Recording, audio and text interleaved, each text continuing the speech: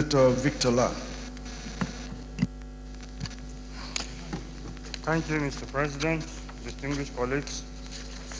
I'm Senator Victor Lar. I represent Plateau Southern Senatorial Zone. I rise to support the passage of this bill for several considerations. Number one, Mr. President, I would like to give a very simple example. Assuming there is a proposal to establish a legislative council, or better still, a proposal to establish a senatorial advisory council, that council, by scope and limitation, will be focused essentially on only the Senate. But if you say you are establishing a legislative council, it will cover both the House of Representatives and the Senate. It is in this context that I view the enactment of this bill, essentially because it will bring under one single umbrella all the key players in the capital market. A stockbroker, by definition, is like a middleman that arranges a business contact between two parties and then draws a commission. Whatever happens after that is not his business again. But with the passage of this bill, both the people who actually determine the fortunes of the securities on the stock exchange, like the traders on the floor of the exchange, will be brought under this same umbrella with the brokers. I think that this bill is well intended, and it is also timely, because the exigencies of global economies that have led to the very severe recessions dictate that emerging economies should strengthen institutions to enable them enforce international best practices and respond to the emerging challenges. I know, for example, Mr. President, that outside Nigeria, the players in the capital market are not separated and compartmentalized. Like in the United Kingdom, it is Chartered Institute for Securities and Investment. In Hong Kong, it is Hong Kong Securities Institute.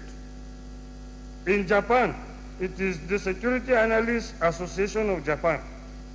In France, the same thing. So if we do the same thing in Nigeria, we are only standardizing the practice of trading in securities and the management of the capital market.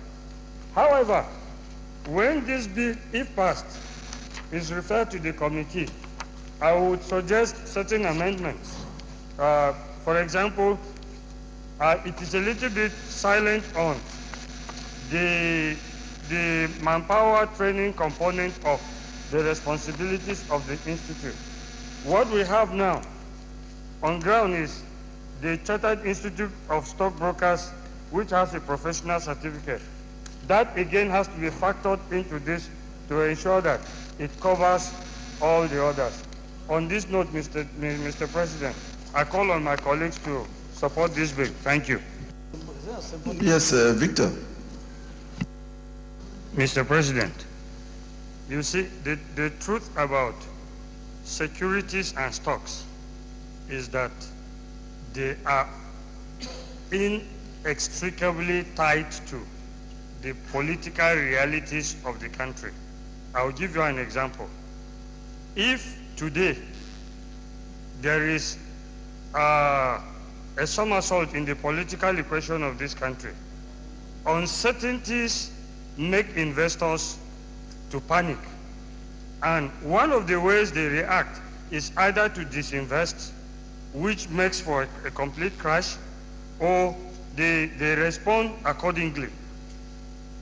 When, for example, the governor of the central bank makes certain weighty policy statements that either tend to give the impression that various existing economic conditions are going to change in a manner that may impact negatively on investments. Investors are most likely going to react conversely. So it is difficult to separate the fortunes of stocks from the prevailing economic realities and the economic policies.